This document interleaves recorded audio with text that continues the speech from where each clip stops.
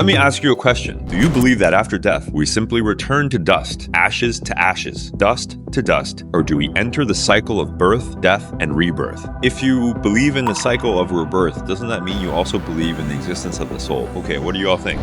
Feel free to type your thoughts in the chat. Today, we're going to talk about two counterintuitive near-death experiences. The first near-death experiencer is a professor of neuroscience at Harvard. The second case is about a blind person who, after dying, actually saw the real world. But first, let's begin with the Harvard neuroscience professor. His name is Eben Alexander, born in 1953, full name Eben Alexander III, meaning that from childhood, he received a kind of high-class white education. From the day he was born, every bit of his education drilled into him a belief in science. He never believed in anything like near-death experiences. We could talk a bit about his educational background. He graduated from Duke University School of Medicine. After graduation, he became a specialist in neurology, and he is also a professor of neuroscience at Harvard. That is to say, his credentials were exceptionally comprehensive and authoritative. Before 2008, Eben Alexander had always believed that the so-called near-death experience was nothing more than the body's cry for help. That when a person is about to die, the body administers a kind of drug to face the terror. What exactly this drug for facing terror is, no one really knows, but nearly all near-death experiencers report seeing flashbacks of their memories, often seeing a light or a tunnel of light. They walk toward that tunnel of light and feel enveloped by love and warmth. What is this enveloping feeling of happiness supposed to be for? In Alexander's view, before 2008, this feeling of comfort was mainly meant to counter the fear of death. But then, in 2008, something suddenly happened. Eben Alexander contracted a very rare disease called bacterial meningitis.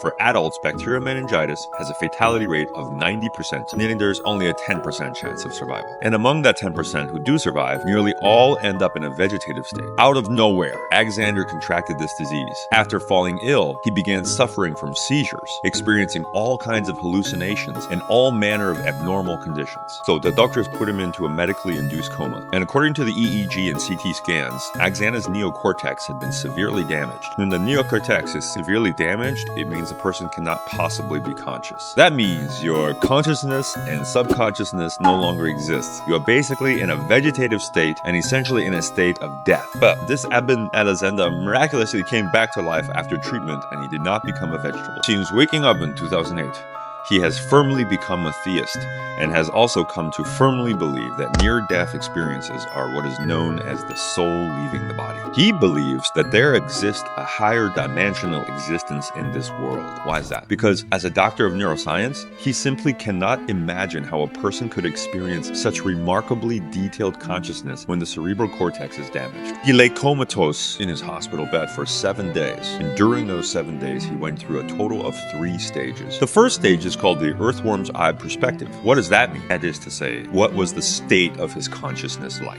He perceived the world as a kind of chaotic, flickering, indistinct condition. It was a bit like a state of chaos before Pango separated heaven and earth. Then came the second stage, the so-called gateway stage. He saw a beautiful woman riding on the wings of a butterfly, leading him to a very warm place. And what did this woman look like? She had high cheekbones, deep blue eyes, and dark brown hair. Moreover, this beautiful woman told him, "You are deeply loved, always have been. You have nothing to worry about." He said that during the second stage, he experienced what is called unconditional love. Then came the third stage, the so-called core stage. He said he was conversing with an entity of supreme wisdom, brimming with light, an entity he calls OM. Let's set aside the second stage for a moment. There's a bit of foreshadowing there. First, let's talk about the third stage.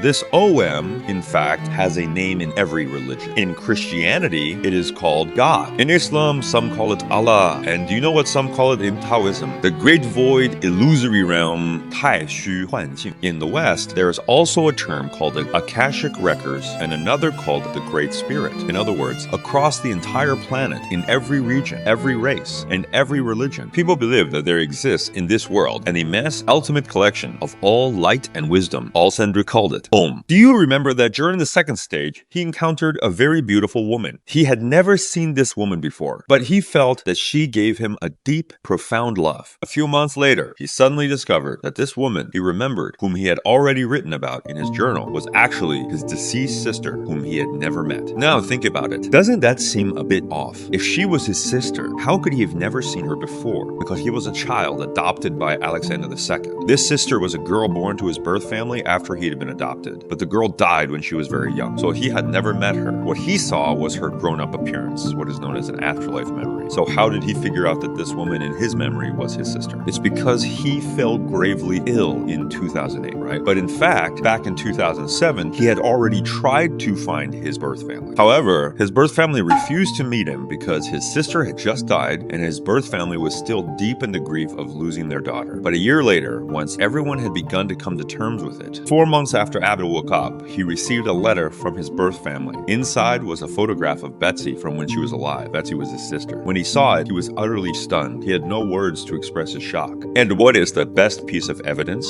His journal. The journal had been written before the photo arrived, and in it, he had already described in great detail what his sister looked like. During those 7 days on the brink of death, he had met a sister he had never seen in his life, and that sister had given him what is called unconditional love. That unconditional love is nothing other than the love between family. After this, Eben Alexander completely reinvented himself as a full-time consciousness researcher, writer, and public speaker. Now, when I say this, you may not have quite realized, or many people may not have quite realized, just how significant that shift was. That's because you don't know how staggeringly lucrative it is to be a doctor in America, especially a Harvard doctor. In America, when you're a doctor, what you own isn't just a house. It's a grand estate, a castle, the kind with walls made of stone. There's only one thing in this world that's truly convincing. A man actually gave up a career as a prestigious physician in America to become something of a quasi-mystic. That just proves he genuinely, authentically experienced everything he described above. Convincing enough, right? This story can probably make us believe, more or less, that human beings really do have a soul and that near-death experiences are real. Now, let's talk about the second near-death experience case. The protagonist is named Vicki Umipeg. Vicki was born in 1943. She was born blind. When she was a newborn, they placed her in an incubator, and it seems that too much oxygen caused her to lose her sight. In other words, ever since she could remember from birth onward, she had never known what light looked like. But what's uncanny is that after she died, she came to know what light looked like. After she died, sight appeared to her. What were her dreams like before this near-death experience? In her dreams, there was only touch, hearing, smell, and taste. No sight whatsoever. Even her dreams were like this. From birth, she had never known light or shape. Then, at age 30, that is, in 1973, she was suddenly in a car accident that fractured her spine, leaving her limbs completely shattered. She was rushed to the hospital for emergency treatment. During her recollection, she said she suddenly opened her eyes and saw the entire operating room in full detail. She said the first time she saw the operating room in its entirety, her initial feeling was shock and fear. Why shock and fear? Because people tend to feel shocked and frightened by unfamiliar things they had never seen before. She had never seen light in her entire life. Then she saw a woman lying on the hospital bed, and she didn't know whether that woman was herself. She wondered, am I actually dead? Then she continued to look closely at the details. How did she realize it was her? She spotted a ring, her engagement ring. The pattern on this ring was something she could recognize by touch. When she saw it, she had a sense that it seemed to be hers. Then she looked at her own hair, and it felt as though the hair was her own. And she realized that her hair had actually been cut short. She said she felt a bit sad about that. And she saw what the doctors looked like, and even overheard the conversation between them. One of them said something like, "This woman is not only going to be blind, she might end up deaf as well, because blood was flowing from her left ear." Another female doctor said to the male doctor, "You needn't worry about that. We may not even be able to save her. And even if we do, she'll likely end up a vegetable." Vicki was none too pleased to hear this. She thought, but I'm right here. So she tried to talk to these doctors. But in the process, she discovered that no one could hear her. She said that out of sheer frustration, she wanted to leave the room. And so she followed her consciousness upward. As she rose, she found that her soul passed right through the ceiling. This feeling was utterly wonderful. She said it was the very first time in her life she had ever felt truly, completely free. Her soul moved wherever her consciousness willed it to. In Taoism, there's a saying, when a person cultivates immortality, do you know what exactly they are cultivating? Through the conscious spirit, one cultivates a body outside the body. To put it in plain terms, it's like cultivating creating a shadow clone of the soul. This clone can travel to every corner of the world, every corner of the universe, and for this clone, time simply does not exist. That's written in The Secret of the Golden Flower. What Vicki described was remarkably similar to cultivating a body outside the body. Because she was in a near-death state, her soul left her physical body and followed her consciousness into a world of light. She described this light, and here's the fascinating part, as light of different brightness and different degrees. Now, why didn't she say it was light of many colors? Because she simply had no frame of reference. She didn't know which color was which. So in her description, she said she saw extraordinarily dazzling light of varying degrees. And she said it was as if this light was somehow not the light itself. She said this light itself carried consciousness and information, carried a certain feeling. At the very least, it gave her an extraordinarily warm and blissful sensation. And she said she heard a sound like wind chimes, rising from low to high, a sound so exquisitely beautiful she had never heard anything like it. Within this light, she saw the forms of people, trees, and birds, all written out of the spectrum of light. Vicki, too, was ultimately and miraculously saved. It turned out that a professor at New York University named Sharon Cooper conducted in-depth interviews and research with her. This Sharon Cooper is someone who specializes in studying near-death experiences, and he said that Vicki's near-death experience was largely similar to that of most near-death experiencers. But there was one point that was extraordinarily strange. Vicki's description of light was completely different from everyone else's, and her description of color was also completely different. So I have a question. Is there a possibility that Vicki was lying